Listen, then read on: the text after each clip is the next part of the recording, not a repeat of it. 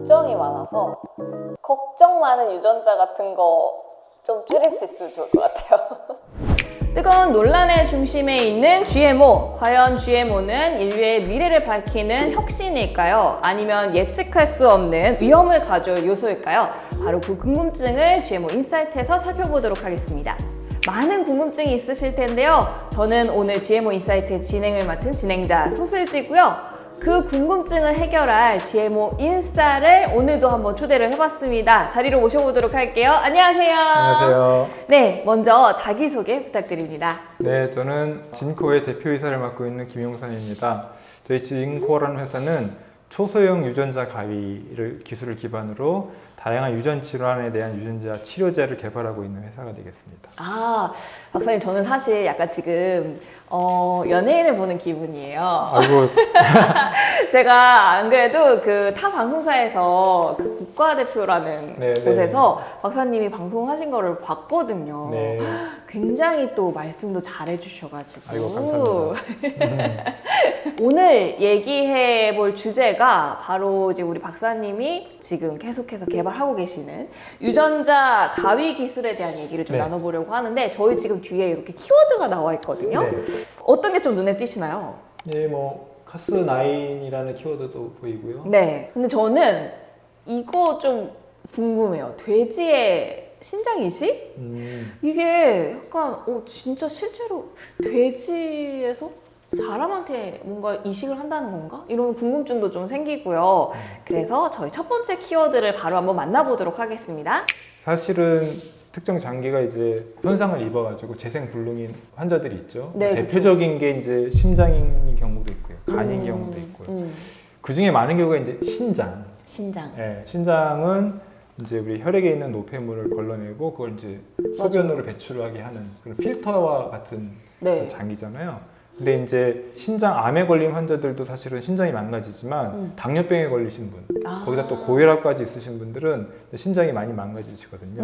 근데 이런 것들을 기존에는 이제 다른 분들의 신장을 그쵸. 떼서 이렇게 받다 보니까 네. 사실은 한계가 있고요. 그러다 보니까 수요에 비해서 공급이 이제 많이 부족한 거고, 그러다 보니까 현실적으로 사람을 통해서 장기 이식을 받는 거는 힘든 경우가 공급이 많이 있어서. 적기 네. 때문에 그걸 어떻게 대체할까 좀 고민하고 있는 거고요. 그래서 돼지에서 그 신장을 조금 받았으면 좋겠다라는 그런 기대감이 사실은 옛날부터 있었지만 네. 그거를 이제 유전자 가위가 현실화하고 있는 단계라고 보시면 되겠습니다. 아, 현실화하고 있다는 단계라고 말씀하셨으면 네. 아직까지는 실현까지는 안 된 건가요?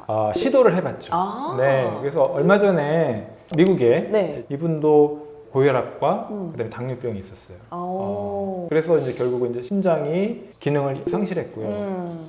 근데 이제 외부에서 신장 이식을 받았는데 네. 이제 그것도 기능을 정상적으로 못하니까 이제 그러면 이제 보통 투석을 받거든요. 그렇죠. 네, 이제 투석이 굉장히 고통스러운 작업이고요.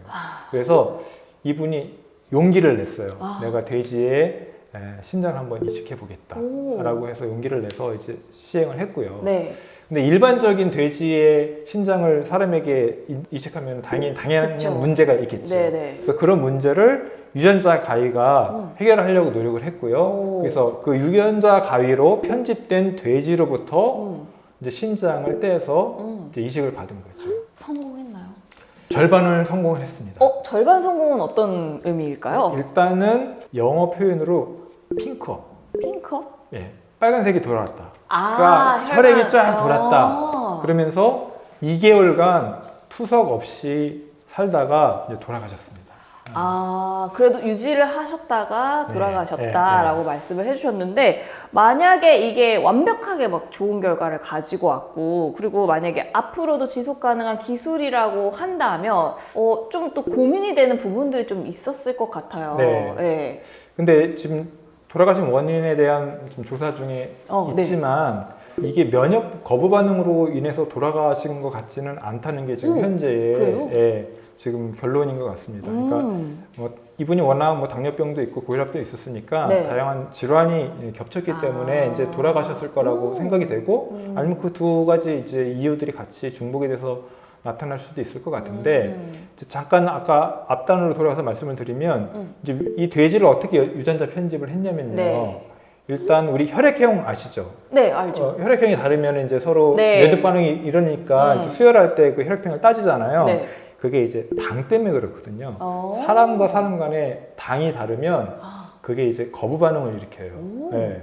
그렇기 때문에 돼지와 사람 간의 당의 구조가 다르거든요. 그렇겠죠. 그래서 그거를 사람의 당 구조로 바꾸는데 필요한 유전자 편집을 일단은 했고요. 사람 유전자가 어느 정도는 필요하잖아요. 그쵸. 그래서 한 7개의 유전자를 그 돼지에게다가 사람 유전자를 심어줬어요. 네. 그리고 또 결정적으로 또 하나는 뭐냐면 돼지 유전자에게는요 바이러스 유전자가 많이 심어져 있어요. 그러니까 예를 들어서 에이즈 바이러스 같은 경우는 네. 이제 우리 몸 안에 들어오면 자기의 바이러스를 우리 DNA에다가 심어버리거든요.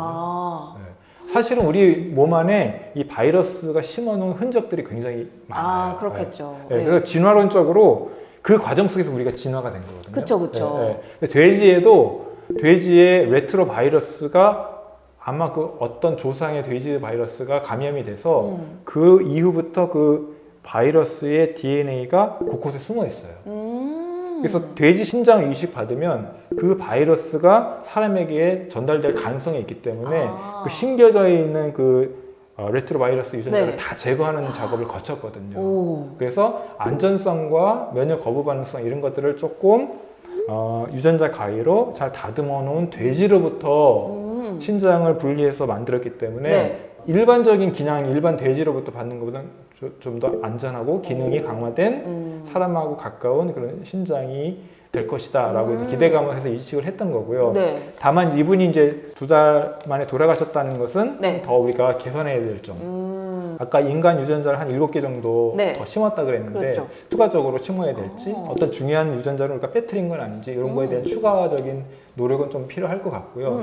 그래서 어쨌든 2개월간 정상적으로 작동을 했기 때문에 이분은 돼지 신장 이식에 새로운 큰 지평을 열었다. 네. 그걸 위해서 되게 용기를 냈다. 그리고 그러네. 과학자들은 되게 큰 노력을 해줬다. 이런 의미를 부여할 수 있을 것 같습니다. 근데 얘기를 듣다 보면은 윤리적인 의미로도 갈 수가 있고요. 네. 그런 것까지 이제 좀 생각을 해야겠네요. 아무래도 좀 이제 그 기술이 많이 네. 보급이 되게 된다면. 살짝 윤리적인 이슈는 있지만 그래도 신장 정도는 그런 윤리적인 이슈가 그렇게 크지는 않을 것 같아요. 근데 만약에 우리가 신장을 루틴하게 계속적으로 이식하는 데 성공을 하고 그게 만약에 또 나중에서 간이 되고 심장이 되고 만약에 뇌까지 된다면 그렇게 발전한다면 정말로 그 윤리 이슈가 많이 불거지게 되겠죠. 그렇겠죠. 네, 그래서 이게 기술이 정말 발전해서 다양한 장기로 확대되었을 때에 불거질 윤리적인 이슈, 네. 법적인 이슈 이런 것들은 아마 같이 준비해 나가는 것들이 필요하지 않을까라는 생각이 듭니다.